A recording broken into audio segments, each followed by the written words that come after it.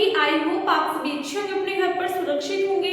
मैं ज्योति आप सभी का स्वागत करती हूँ आपके अपने यूट्यूब चैनल जनवानी क्लासेस में, जहाँ पर हम पढ़ते हैं मैथमेटिक्स फॉर ग्रेजुएशन। एंड इस क्लास में हम पढ़ेंगे बीएससी थर्ड सेमेस्टर की सेकंड बुक मैथमेटिकल मेथड्स, जिसमें आपका चैप्टर आज हम न्यू स्टार्ट करने वाले हैं जैकोबियंस। तो सबसे पहले यहाँ पे डेफिनेशन लिखी हुई है कि जैकोबियंस आखिर होता क्या है। तो यहाँ पे देखिएगा, if u1 u2 un are functions of n independent variables. अगर u1 u2 un क्या है, फंक्शंस है किसके, n इंडिपेंडेंट वेरिएबल्स की, x1 x2 x1 xn तक जाएगी। मतलब जो सीरीज है वो आपकी कहां तक जाएगी, xn तक जाएगी, ठीक है। देन द डिटरमिनेंट, तो आप डिटरमिनेंट बनाओगे एक कैसा, आपने पढ़ा होगा हिंदी मीडियम वालों ने 12th में पढ़ा होगा सारणिक। ध्यान रखना है, एक आता है आपकी मैट्रिक्स आव्यूह और एक होता है आपका डिटरमिनेंट सारणिक। दोनों की प्रॉपर्टीज में और कंडीशंस में आपका फर्क होता है। अगर बात करें आव्यूह की, तो आव्यूह आप इस टाइप से बनाते हो, और बात करें डिटरमिनेंट की, तो डिटरमिनेंट आप इस टाइप से बनाते हो। तो दोनों में डिफरेंस होता है, इसलिए आपको ध्यान रखना है, ठीक है। सो डिटरमिनेंट ये बनाओगे आपके पास में फंक्शन होंगे u1 u2, कुछ भी हो सकता है, कहीं तक भी जा सकते हैं, कितने भी फंक्शन वो आपको दे सकते हैं, है ना, जो कि किस पे डिपेंड करेंगे, आपका इंडिपेंडेंट वेरिएबल्स होंगे, जिसमें x1 x2 xn। तो आप इस टाइप से डिटरमिनेंट ड्रॉ करोगे। तो ये जो डिटरमिनेंट आप बनाओगे, इसको सॉल्व करोगे, ये क्या कहलाएगा, जैकोबियंस कहलाएगा। किसका, u1 u2 un का विद रिस्पेक्ट टू किसके रिस्पेक्ट में, x1 x2 xn तक, ठीक है। And is denoted either bye, और इसको आप और किस फॉर्म में रिप्रेजेंट कर सकते हो, del u1 u2 dot dot un तक और divided by del x1 x2 xn तक, या फिर आप इसको और किस फॉर्म में डिनोट कर सकते हो, j u1, u2, u3 u4 कहां तक जाएगी, इस टर्म आपकी un तक जाएगी, ठीक है। तो ये तो हो गया आपका जैकोबियंस। बाकी इसके बेस्ड क्वेश्चंस करेंगे कि आपको कोई भी फंक्शन दे देगा इंडिपेंडेंट वेरिएबल्स का, उसका क्या निकालना होगा, आपको जैकोबियन फाइंड आउट करना होगा। तो जब क्वेश्चंस करेंगे तब आपको अच्छे से क्लियर हो जाएगा, ठीक है। देखिए बच्चा, पहले तो फर्स्ट एग्जांपल मैं आपको करा रही हूँ, बाकी के एग्जांपल्स आप लोग अपने आप कर लीजिएगा। ये आपका जो एग्जांपल है, ये आपका कई बार काफी सारी यूनिवर्सिटीज में पूछा गया है, तो काफी ज्यादा एक तो इम्पोर्टेंट एग्जांपल है। दूसरी बात क्या है कि अगर आपको डिटरमिनेंट अच्छे से आता होगा तो आपको इस चैप्टर में कोई भी प्रॉब्लम आने वाली नहीं है। बहुत इजी चैप्टर है और आपको इंटरेस्ट भी आएगा करने में, क्योंकि आपको ये क्या लगेगी, पढ़ी पढ़ी सी चीज लगेगी। और दूसरी चीज इसमें क्या आएगी, आपकी कैलकुलेशन आएगी। तो कैलकुलेशन अच्छी होगी तो उतना ही आपको करने में ज्यादा इंटरेस्ट भी आएगा। कोई फॉर्मूले याद नहीं करने, कुछ याद नहीं करना, बट हाँ इसमें भी आपको डिफरेंशिएशन अच्छे से लर्न होना चाहिए, ठीक है। और डिफरेंशिएशन कैसे करेंगे, इस डेल को देख के आप लोग समझ गए होंगे डिफरेंशिएशन कैसे होगा, इसमें पार्शियली डिफरेंशिएशन होगा।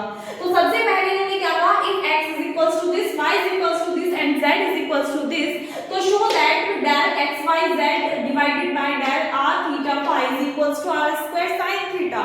तो सबसे पहले हमें क्या करना होगा, इसको किसके इक्वल प्रूफ करना होगा, r square sin theta के। तो इसके लिए हमें क्या करना पड़ेगा, सबसे पहले डिटरमिनेंट बनाना होगा।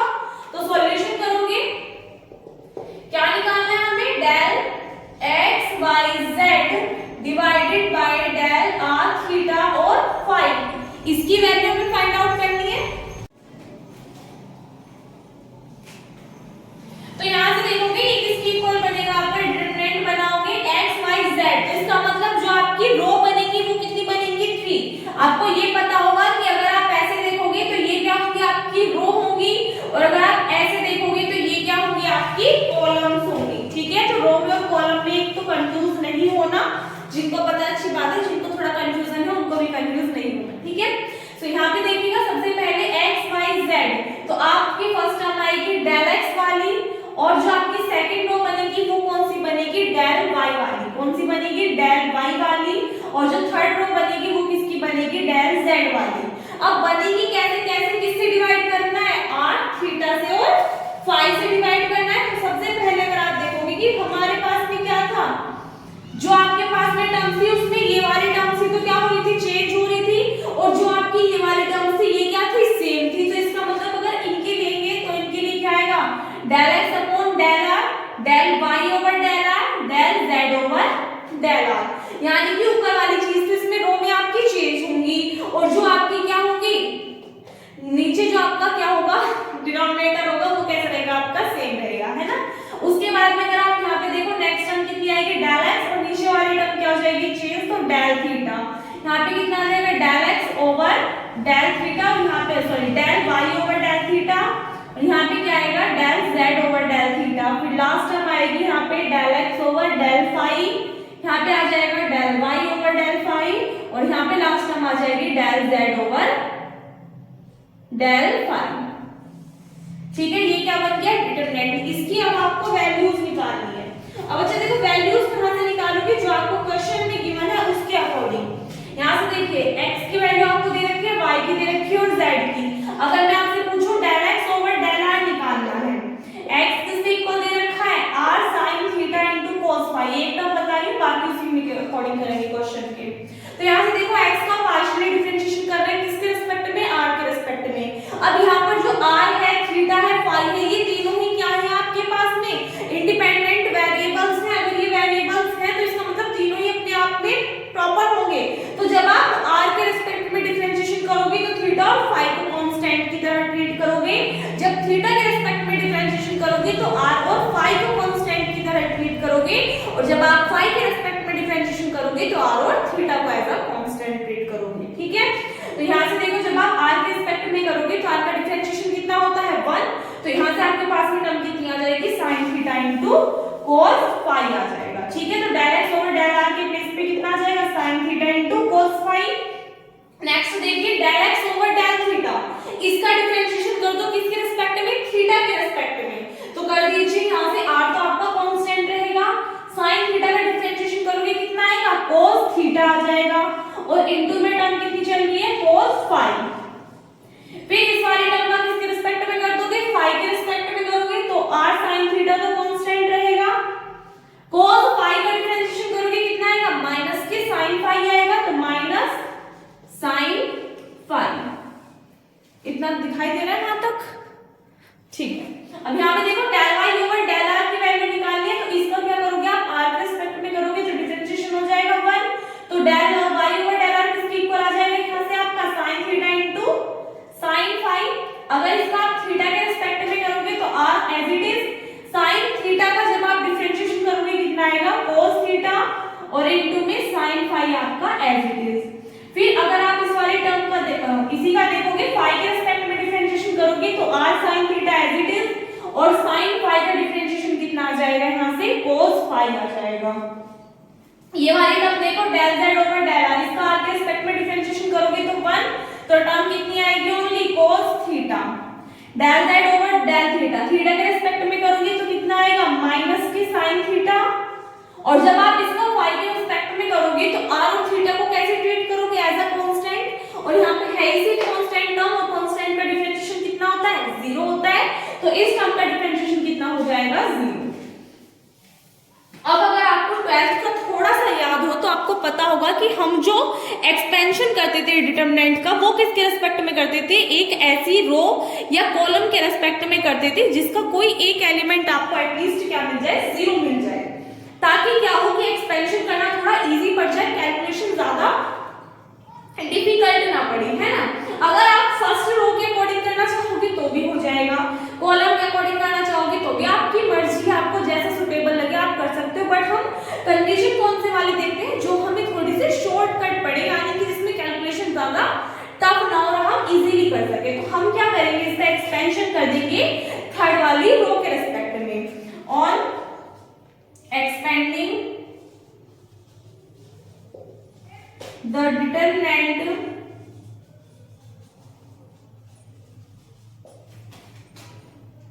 with respect to the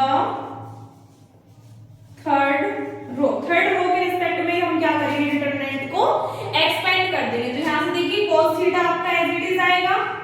अब cos theta as it is आया तो देखिएगा अंदर क्या आएगा, cos थीटा आपका जिस कॉलम में आ रहा है और जिस रो में आ रहा है उसको तो आप छुपा दोगे, यानी कि इन दोनों को छुपाओगे तो आपके पास में 4 एलिमेंट्स बचेंगे जिनका क्या करते हैं क्रॉस प्रोडक्ट, यानी कि इसकी मल्टीप्लाई हम इसमें करते हैं, माइनस साइन लगाते हैं, इसकी इसमें मल्टीप्लाई करते हैं, ऐसे ही तो करते हैं। तो यहाँ से कीजिए r के r में मल्टीप्लाई करोगे कितना हो जाएगा r², फिर sin थीटा आपका एज इट इज रहेगा, cos थीटा आपका एज इट इज रहेगा, cos फाई की cos फाई में मल्टीप्लाई करोगे तो कितना आ जाएगा यहाँ से cos² फाई आ जाएगा, फिर क्या लगाओगे आप, माइनस साइन लगाओगे, इन दोनों की मल्टीप्लाई करोगे।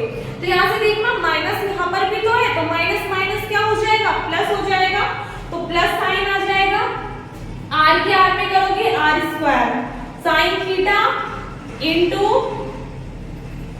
cos थीटा साइन फाई की साइन फाई में करोगे कितना आएगा, साइन स्क्वायर फाई आ जाएगा। एक कंडीशन तो यहाँ तक खत्म हो गई। फिर क्या है, माइनस आर साइन थीटा, यहाँ पे देखो कंडीशन क्या लेके चलते हैं, ये लेके चलते हैं प्लस, ये माइनस और ये प्लस, तो माइनस साइन आएगा और माइनस यहाँ पे इसके साथ में भी है, तो माइनस माइनस क्या हो जाएगा आपका, प्लस आएगा। तो टर्म कितनी आएगी, प्लस के आर साइन थीटा। अच्छा ये मैं यहाँ से हटा के यहाँ पे लिख रही हूँ, बट आपको इसके जस्ट बाहर लिखना है, ठीक है। R sine theta, r sine theta आपका जिस कॉलम में और जिस रो में आ रहा है उसको छुपा लीजिए। इस वाली रो में आ रहा है, इसको छुपा दोगे, इस कॉलम में आ रहा है, इसको छुपा दोगे, तो इट मींस इस वाले एलिमेंट की इस वाले एलिमेंट में मल्टीप्लाई करोगे, फिर माइनस साइन लगाओगे, इस एलिमेंट की इसमें मल्टीप्लाई करोगे, है ना। तो यहाँ से अगर आप देखोगे इसकी इसमें मल्टीप्लाई करो, कितना आएगा आपके पास में, r sine square theta into cos square phi, फिर माइनस साइन आएगा, माइनस यहाँ पर भी है, तो माइनस माइनस क्या हो जाएगा भाई, प्लस हो जाएगा। इन दोनों के आपस में मल्टीप्लाई करोगे, कितना आएगा, r sine square theta into sine square phi, ठीक है। एक बार पहले इतना नोट कर लीजिए। यहाँ से आगे देखिएगा, बहुत ध्यान से समझेंगे सभी। cos थीटा, अच्छा एक चीज और देखना, अच्छा लास्ट वाला एलिमेंट क्या था, जीरो था, तो इट मींस जीरो की आप किसी भी टर्म में मल्टीप्लाई करोगे तो वो आपका जीरो ही हो जाएगा। जीरो के इस टर्म को ऐड करोगे तो ये टर्म ही आएगी, है ना। तो जीरो का यहाँ पे कोई अस्तित्व नहीं रहता, कोई भी वैल्यू नहीं रहती, इसलिए मैंने यहाँ पे नहीं लिखी। बाकी इतने आप समझदार हो कि आपको समझ में आ जाएगा, है ना। यहाँ से देखिए, अब इसको अंदर आप सॉल्व करोगे, ये आर स्क्वायर है साइन थीटा है, r square sine theta, cos theta है, कितना तो इसमें से कॉमन आ रहा है। अगर आप देखो अंदर वाले टर्म में से r square sine theta into cos theta common आ रहा है, तो इसके पास में क्या बचेगा, कोस स्क्वायर फाई बचेगा, प्लस इसके पास में यहाँ से कितना बचेगा, साइन स्क्वायर फाई बचेगा, ठीक। उसके बाद में प्लस आर साइन थीटा, यहाँ से अगर आप देखो आर साइन स्क्वायर थीटा और यहाँ पे भी आर साइन स्क्वायर थीटा, तो कॉमन टर्म क्या आ रही है, आर साइन स्क्वायर थीटा। इसके पास में कितना बचा, कोस स्क्वायर फाई, प्लस इसके पास में टर्म क्या बचेगी, साइन स्क्वायर फाई। क्या आप सभी को नहीं पता sine square theta plus cos square theta is equals to 1 होता है, ये आपकी सब समझ का है।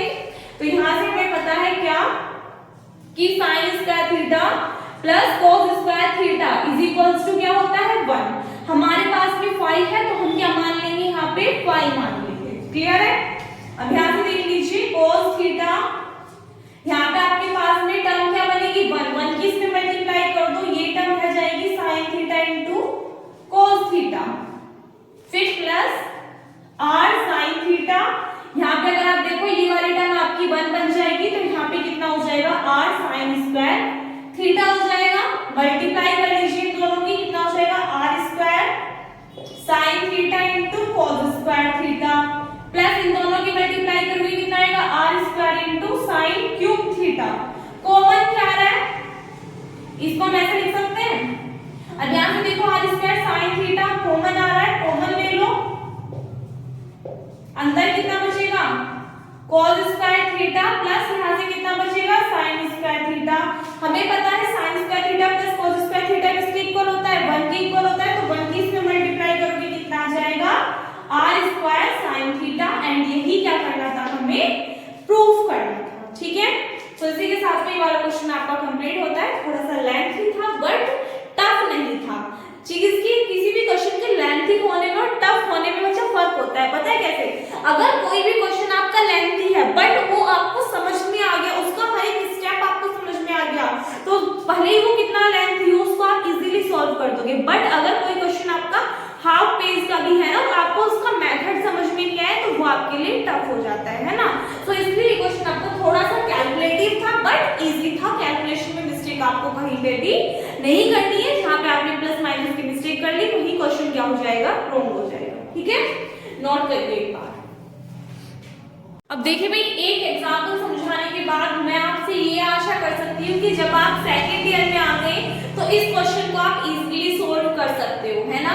क्वेश्चन के 2 पार्ट्स हैं। एक्स की वैल्यू दी हुई है आपको r cos थीटा, y की वैल्यू दी हुई है r sin थीटा। आपको शो करके दिखाना है एक बार तो इस टर्म को r के इक्वल और एक बार इस टर्म को 1/r के इक्वल। ये टर्म का क्या दे दिया, इसमें अपोजिट करके दे दिया। और दोनों ही क्वेश्चंस आपके very very very most important है, कई बार आपके पूछे जा चुके हैं कई यूनिवर्सिटीज में। हालांकि जो इसका सेकंड पार्ट है वो आपका मेरिट में 2018 में भी पूछा जा चुका है, तो आप समझ सकते हो इंपॉर्टेंट है और टफ नहीं है। दोनों ही क्वेश्चंस आपको होमवर्क से करने हैं। अगर नहीं आ रहा है, कहीं पे भी मिस्टेक हो रही है तो बच्चा दोबारा से करके देखना। बट अगर आपको समझ में ही नहीं आ रहा कि आंसर आ ही नहीं रहा तो आप कमेंट सेक्शन में कमेंट कर देना, मैं करा दूंगी, ठीक है। तो एक बार इतना नोट कर लीजिए, फिर से आगे क्वेश्चन करेंगे। देखिएगा एक्सरसाइज फर्स्ट का क्वेश्चन नंबर सेकंड आपके सामने लिखा हुआ है। क्वेश्चन में क्या कहा है, if x is equals to u into 1 plus v and y is equals to v into 1 plus u, find the Jacobian of xy with respect to u v। तो आपको क्या करना है, जैकोबियन फाइंड आउट करना है u और v के respect में, किसका, x और y का। तो सबसे पहले देखिएगा, अगर हम इसका सॉल्यूशन करें सो वी हैव, हमें क्या निकालना होगा, सबसे पहले आप क्या बनाओगे, डिटरमिनेंट बनाओगे। अब जिसका कहे और जिसके रिस्पेक्ट में कहे, इसमें चीज ध्यान रखना, जिसका कहे और जिसके रिस्पेक्ट में कहे, तो जिसका कहा उसका ऊपर लिखना है, जिसका कहे जिसके रिस्पेक्ट में कहे उसको कहां लिखना है, नीचे लिखना है। तो अगर हम बात करें आपको क्या निकालना होगा, del xy divided by del u v, ये आपको निकालना होगा। तो डिटरमिनेंट निकालोगे, क्या आएगा आपके पास में, del x upon del y, और यहाँ पे भी कितना आएगा आपके पास में, डेल x अपॉन, अच्छा del x upon del u आएगा, और यहाँ पे कितना आएगा, del x upon del y। यहाँ पे आपके पास में टर्म आएगी del y over del u, और यहाँ पे टर्म आएगी आपके पास में डेल y ओवर डेल, अच्छा v है, ये लिखने में कंफ्यूजन है भाई, डेल x, और नीचे आपकी टर्म आएगी एक बार del x over del u निकालोगे, एक बार del x over del v, फिर एक बार del y over del u, एक बार del y over del v की वैल्यू निकालोगे। तो यहाँ से देखो डिटरमिनेंट में वैल्यूज पुट करो, del x over del y, यानी कि इस वाले फंक्शन का आप क्या करोगे, डिफरेंशिएशन करोगे u के रिस्पेक्ट में। u के रिस्पेक्ट में करोगे तो v को कैसे ट्रीट करोगे, एज अ कांस्टेंट, तो u का डिफरेंशिएशन कितना हो जाएगा, 1। अब ध्यान से देखो, ये आपके दो क्वेश्चंस बनेंगे, ये फर्स्ट फंक्शन, ये सेकंड फंक्शन। तो अगर आप फर्स्ट फंक्शन को एज इट इज रखते हो और सेकंड का क्या करते हो, आप डिफरेंशिएशन करते हो, तो ये तो कंप्लीटली क्या है आपका कांस्टेंट है, इसका डिफरेंशिएशन तो कितना हो जाएगा, 0। प्लस फिर आप क्या करोगे, इस वाले फंक्शन को तो कांस्टेंट रखोगे और u का डिफरेंशिएशन करोगे तो कितना आएगा, 1 आएगा। 1 के इसमें मल्टीप्लाई करोगे तो ये टर्म आ जाएगी, ठीक है। अब आप क्या करोगे, डेल x का किसके रिस्पेक्ट में करोगे, v के रिस्पेक्ट में, u के रिस्पेक्ट में तो हो गया, v के रिस्पेक्ट में करोगे तो सबसे पहले u को कांस्टेंट रखोगे, रख लिया जी। अब 1 का डिफरेंशिएशन करोगे कितना हो जाएगा, 0। v का करोगे तो कितना हो जाएगा, 1। 0 में 1 ऐड करोगे कितना आएगा, 1, और 1 की u में मल्टीप्लाई करोगे कितना आएगा आपके पास में, u ही आएगा। और उसके बाद में जब आप सेकंड फंक्शन को कांस्टेंट रखोगे, इसका करोगे तो वो आपका 0 हो जाएगा। अब क्या करना है, इस वाले फंक्शन का डिफरेंशिएशन करना है u के रिस्पेक्ट में, तो u के रिस्पेक्ट में करोगे फिर से आपके दो फंक्शन बनेंगे। तो first function as it is, second function का करोगे तो u का डिफरेंशिएशन हो जाएगा 1, तो यहाँ से क्या आएगा आपके पास में v, और जब आप इसका किसके रिस्पेक्ट में करोगे, v के रिस्पेक्ट में करोगे तो टर्म कितनी आएगी आपके पास में, 1 प्लस u आ जाएगा, है ना। अब यहाँ से क्या करना है, डिटरमिनेंट को सॉल्व करना है। 3 वाले के लिए तो हमें क्या करना होता है, एक्सपेंशन करना होता है किसी भी रो या कॉलम के रिस्पेक्ट में, बट इस टाइप से हम क्या करते हैं, इसकी इसमें मल्टीप्लाई, माइनस साइन इसकी इसमें मल्टीप्लाई, तो इसको सॉल्व कर दीजिए, कितना आ जाएगा, 1 plus v into 1 plus u, minus v की u में मल्टीप्लाई करोगे कितना आएगा, vu, इन दोनों के आपस में मल्टीप्लाई कर दीजिए, 1 plus u plus v plus uv, minus ये भी कितना है, uv से आपका uv कैंसिल आउट, तो 1 plus u plus v, and that is our required answer, ठीक है। इसी के साथ ये वाला क्वेश्चन आपका कंप्लीट होता है, नोट करिए। देखिएगा क्वेश्चन नंबर 3 है, इसके बाद में ये भी आपका रोहिलखंड में 2013 में, बुंदेलखंड में 17 में पूछा गया क्वेश्चन है। इसमें कहा है if x is equals to this and y is equals to this, तो आपको प्रूव करके दिखाना है कि ये टर्म किसके इक्वल होगी, इसके इक्वल होगी। तो सबसे पहले तो आप क्या करोगे, सॉल्यूशन करेंगे इसका। तो सबसे पहले हम क्या बनाएंगे, डिटरमिनेंट बनाएंगे। जिसमें कि आप लोग मानी हो बहुत जल्दी से बना दोगे। क्या टर्म आएगी एक बार तो del x over del u, एक बार टर्म आएगी del x over del u, एक बार टर्म आएगी del y over del u, एक बार टर्म आएगी del y over del we.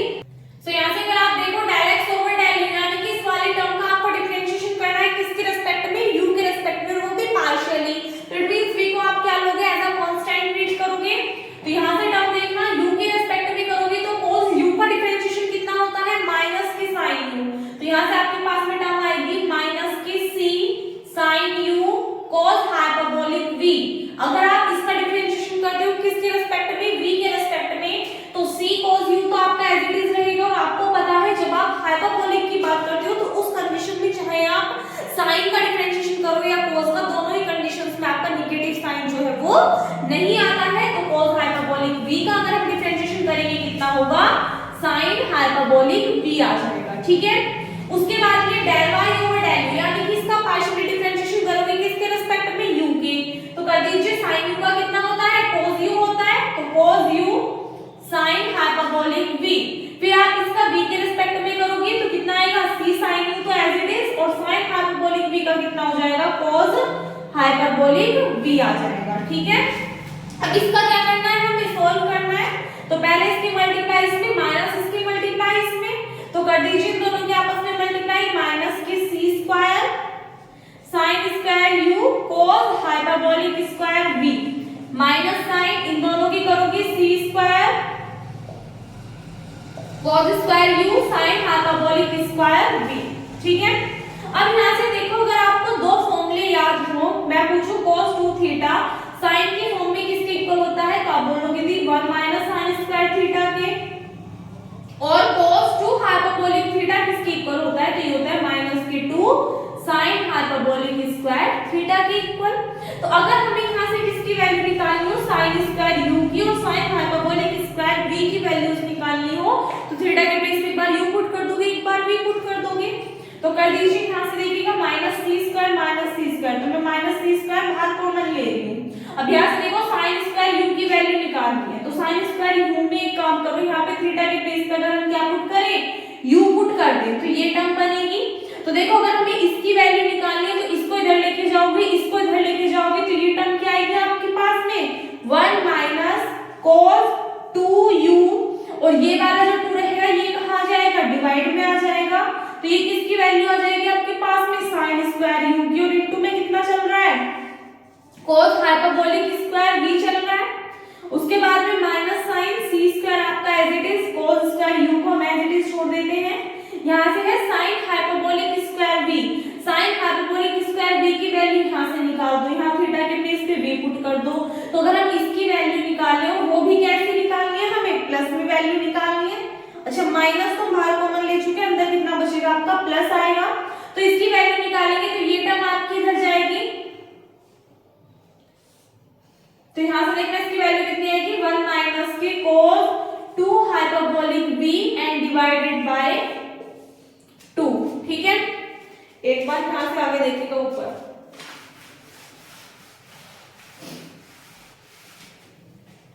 अगर इसको यहाँ से आगे आप कैलकुलेट करो तो माइनस के c स्क्वायर अंदर सॉल्व कर दीजिए। यहाँ से देखिए, यहाँ पे भी डिनोमिनेटर में 2 है, यहाँ पे भी डिनोमिनेटर में 2 है, तो 1/2 हम क्या ले रहे हैं, बाहर कॉमन ले रहे हैं। अब अंदर देखिएगा आपके पास में टर्म क्या है, इसके अंदर मल्टीप्लाई कर दो, कितना आ जाएगा, cos हाइपरबोलिक स्क्वायर v, इन दोनों के आपस में मल्टीप्लाई करोगे तो कितना आएगा, cos 2u cos hyperbolic square v, फिर प्लस साइन है, इसके अंदर मल्टीप्लाई कर दीजिए।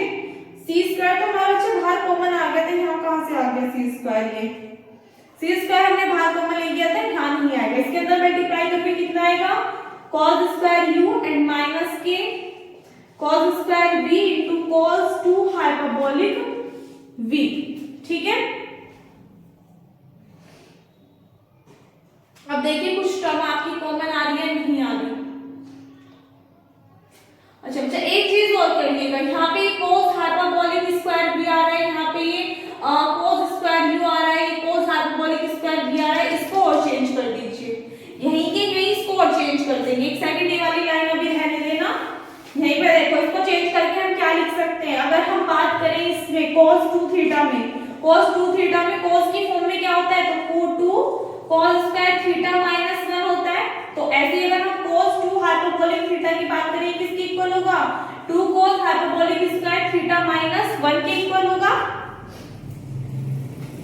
cos हाइपरबोलिक स्क्वायर v की वैल्यू हमें निकालनी है, तो इसके प्लेस में हम क्या पुट कर देंगे, यहाँ से देखिएगा, अगर यहाँ पे क्या पुट कर दें, v पुट कर दें, तो सिर्फ इसकी तो वैल्यू निकालनी है हमें, बाकी सभी टर्म्स इधर लेके आ जाओ, तो ये बन जाएगा कितना, 1 plus cos 2 hyperbolic v and ये 2 आपका कहाँ चला जाएगा, डिवाइड में, बीच में प्लस साइन चल रहा था, सेम ऐसे cos स्क्वायर u को चेंज करोगे आप, तो cos स्क्वायर u के प्लेस पे कितना आएगा, अगर हम यहाँ पे इसको किस में चेंज कर दें, u में, तो इसकी वैल्यू निकालेंगे, कितनी आएगी, 1 plus cos 2u divided by 2।